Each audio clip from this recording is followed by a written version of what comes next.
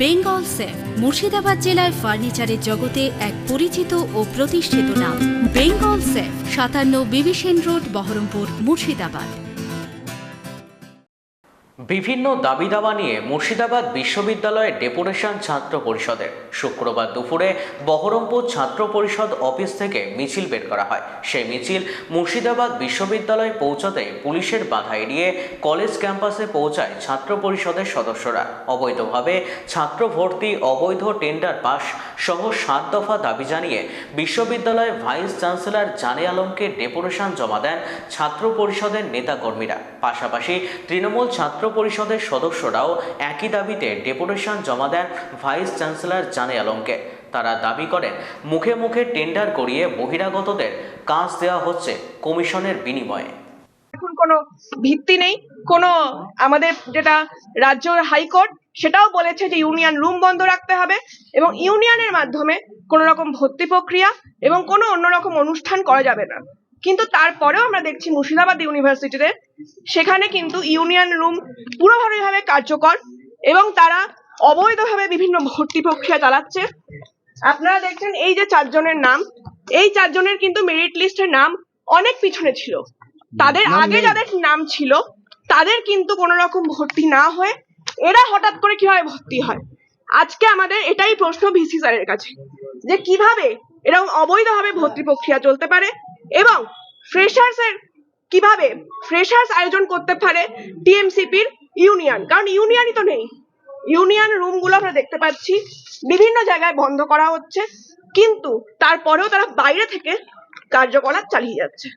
তাই সেই সমস্ত কিছু নিয়ে আজকে আমরা ভিসি স্যারের কাছে জবাব তলব করতে এসেছি যে তিনি কিভাবে এ ধরনের অনৈতিক কাজকর্ম এই ইউনিভার্সিটিতে, এই জেলায় চালিয়ে যেতে পারেন।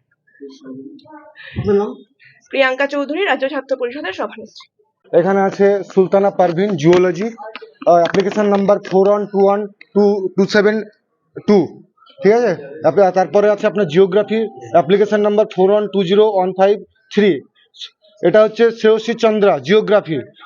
আর একটা 3 নম্বর হচ্ছে 411955 ঠিক আছে, এটা হচ্ছে সায়ক সাহা, জিওগ্রাফি। আর একটা আছে আপনার 4 নম্বর কোয়েল সাহা, 4120, অ্যাপ্লিকেশন নাম্বার 303, জিওগ্রাফি ঠিক আছে। এরা কারোর মেরিট লিস্টে নাম নাই, মেরিট লিস্টে কোথাও নাম নেই। এরা অনেকে আপনাদেরকে দেখায়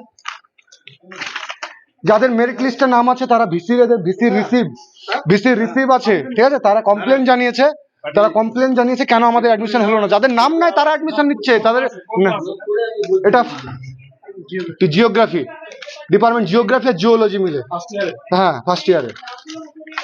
এই দেখুন ওরা কমপ্লেন জানাচ্ছে, ভিসি রিসিভ কপি।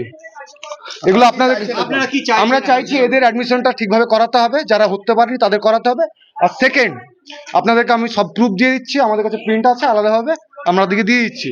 আর সেকেন্ড হচ্ছে, যেখানে 1 লাখ টাকার নিচে অফলাইন টেন্ডার হয়, 1 লাখ টাকার নিচে হলে অফলাইন টেন্ডারে হয়, কিন্তু ওনারা 9.5 লাখ টাকা 10 লাখ টাকা টেন্ডার করছে অফলাইন। কি করে সম্ভব? এই জবাবটা ওনাকে সবার সামনে দিতে হবে, না হলে আমরা এখানে অবস্থান বিক্ষোভ করব। হ্যাঁ, মোটামুটি আপনার সব মিলিয়ে আছে 9 করে 20 থেকে 30 লাখ টাকা। আর 150 জন অবৈধভাবে ভর্তি হয়েছে, 150 জন। এরকম আমাদের কাছে মাত্র 4টে আছে, কিন্তু ওনারা 150 জনকে এইভাবে অবৈধভাবে টাকা নিয়ে ভর্তি করিয়েছেন। এক একটা ভর্তি বিক্রি হয়েছে 40,000 50,000 টাকার বিনিমূল্যে। ডেপুটেশন এর আগে দেওয়া হয়েছিল, তারা কোনো ব্যবস্থা নেয়নি। এমনকি ওনারা ফেসাস করছেন ছাত্রছাত্রীদের কাছে টাকা তুলে টিএমসিপির নাম করে। কোন ভিত্তিতে তারা করছেন এটা? কোন ভিত্তিতে নিচ্ছেন? হ্যাঁ, আমার কাছে সব প্রুফ আছে।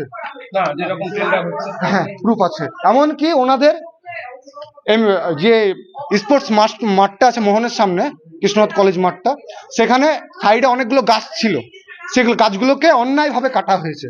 কোনো কারণ ছিল না তাদের। যেটা হেরিটেজ হোটেলের পেছন দিয়ে ওই রান্নার পানি গিয়ে যেটা নষ্ট করছে, সেটাকে আটকাতে পারেনি। ওনারা গাছকে মেরে ফেলছে কেটে। আপনাদেরকে দেখাচ্ছি, আপনারা দেখুন। শফিক আলম, সভাপতি, মুর্শিদাবাদ জেলা ছাত্র পরিষদ। বেঙ্গল সেফ মুর্শিদাবাদ জেলায় ফার্নিচারের জগতে এক পরিচিত ও প্রতিষ্ঠিত নাম।